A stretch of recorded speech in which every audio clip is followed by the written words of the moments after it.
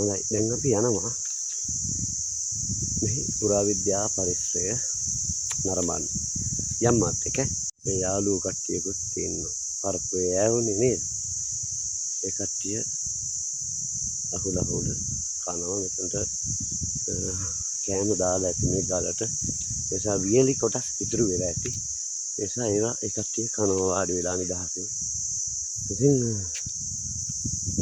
මේ පරමාසන්න නරඹන්න ආපු අය කරපු දේවල් නේ තියෙන්නේ බලන්න වතුර බෝතල් බිස්කට් පැකට් shopping bag මේවායි වටිනාකම් නොදන්න නිසා මේවා මේ විදිහට තමන් ගේන જાති මේවායි දාලා යනවා අපිරිසිදු කරලා යනවා ඒ වගේම තමයි මේකේ නඩත්තුකුත් මේවායි නැහැ කියලා පේනවා ඉතින් මම දැන් ඔබව එක්ක යන්නේ මේ තියෙන තවත් ගල් වෙනක් මම ඔබට මුලින් කිව්වා වගේම බලන්න මේ තියෙන මේ ගල් පඩි පෙළ දිගේ යන්න තියෙනවා ගොඩාක් ඈතට මේ හැමතැනම ඇවිදින්න මම කැමති ඔයගොල්ලන්ට මේව පෙන්නන්න ඉතින් ඒ වුණාට මට කාලය පිළිබඳ ගැටලුවකුත් තියෙනවා මොකද අද මගේ මූලික අරමුණ උනේ තෝනිගලට යන්න අපේ කුවේණී කියලා අපි කියන්නේ කුවන්නාගේ අවසානයේ සිදුවෙච්ච තැන දවා අලු කළ සෝන තියෙන තැනට යන්න තමයි මට වමනාව තිබුණේ ඉතින් ඒ එන අතරේ තමයි පරමාකන්ද බලන්න තීරණය කරේ. ඉතින් මේ තියෙන ගල් පඩිපෙළේ මේවා විවිධ නම් කොටලා තියෙනවා. හැබැයි මේ ඔක්කොම මෑත කාලීන ඒවා පුරාණ සෙල්ලිපි නම් නෙමෙයි. අප්පුහාමි කියලා කොටලා කියනවා. අනුලා විජේනායක කියලා කොටලා කියනවා. ඒ කියන්නේ සමහර විට මේක ප්‍රතිසංස්කරණය කිරීමේදී මුදල් යොදවපු අයගේ නම් තමයි මේ කොටලා තියෙන්නේ. ඒ කියන්නේ මේවා විනාශ මුඛයට ගිහිල්ලා තිබුණේ. මේවා යලි ප්‍රතිසංස්කරණය කරලා තියෙනවා. අනේ ප්‍රතිසංස්කරණයට දායකත්වයේ දීපු අයගේ නම් ගොත් මේ ගල් පඩිපෙළේ කොටලා තියෙනවා. ඉතින් වෙනවද කිරිමුදියන්සෙත් ඉන්නවා. කොහොම නමුත් මේ ඉදිකිරීම් සියල්ල ඉතායි පැරණි ඒවා මේ වර්තමාන නම් මේවයි කොටලා තිබුණට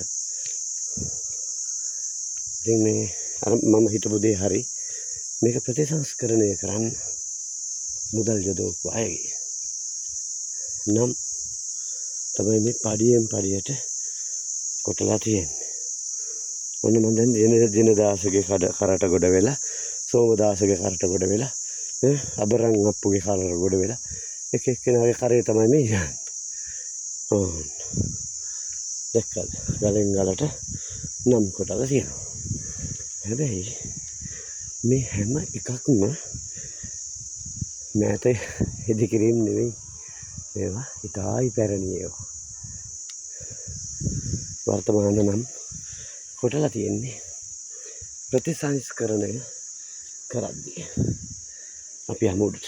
ඉතින් ඇත්තටම එතන තියෙන පුරාණ ප්‍රවාහ බයික් එක. උලගේ අයිත් ගලක මුවා වුණා. එතන දරුණු පුරාණ ප්‍රවාහය.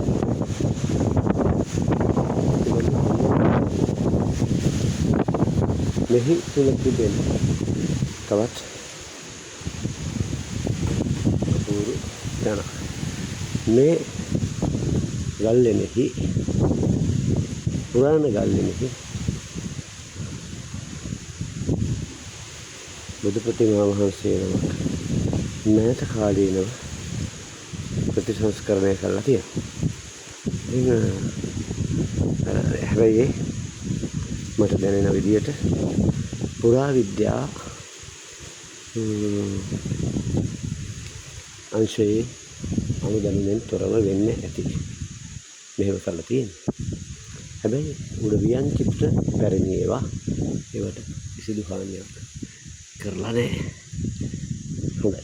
අපි යමු මේ ගල්ලේ ඉහළට. බලන්න මෙතනට ආවට පේන විදිය. ඔබට පේනවද? මේ ප්‍රදේශය ගත්තොත් තානමඩුව මේ පුත්තලම් පාරේ උස්තැන් නැහැ. ඒ වුණාට මේ තැන තමයි තියෙන උස ගල් පරුවත ටික. ඉතින් එතන බෞද්ධ සිද්ධාස්ථානයක් අතීතයේ ආරණ්‍යයක් තිබ්බා තියෙනවා. පේනවද? මේ කාණු පද්ධතියක්. මේක මේ ඉබේ පිහිටපු එකක් නෙමෙයි. මේක නිර්මාණය කරපු කාණු පද්ධතියක්. මේ ගලේ ඉහළ කොටසේ තිබෙන ජලය ඇතුලේ ගල් ගෙට යන්න නොදී වලක්වා ගන්න තමයි එහෙම කරලා තියෙන්නේ. බලන්න උඩ තියෙනවා කටාරම්. මේකත් හරි අපූර්ව ගල් ලෙනක්. ඒ වගේම ශ්‍රී පාදල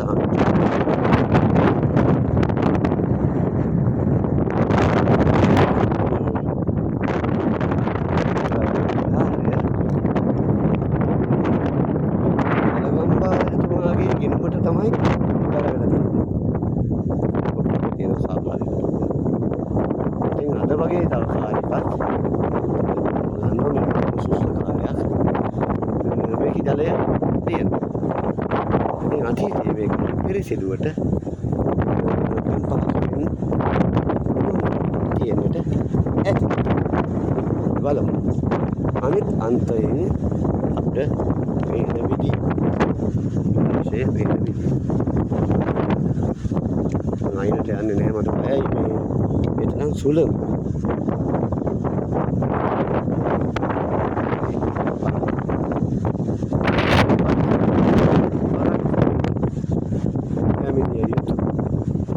ඔබේ ආදරණීය දරුවන්ට පෙන් කියා දිය යුතු අපේ ඉතිහාසයේ වටිනා තැනක්.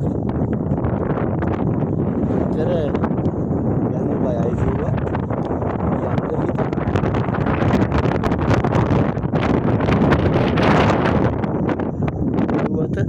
කඳුනේ. ඒකට තමයි මෙතන ප්‍රදේශයක්. වෙනවනේ. ඔයවත් කඳුනේ. තියෙන. නෙමෙයි. කලිකර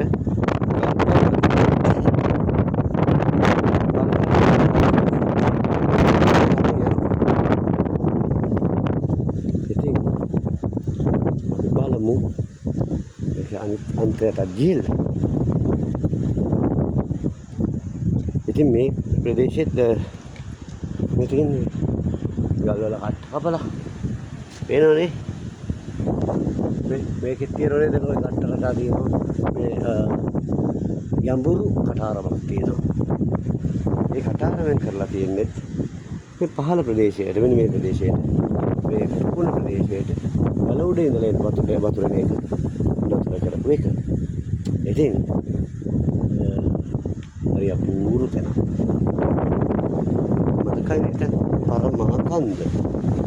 ඉතින් මේ පරමාකන්ද ගැන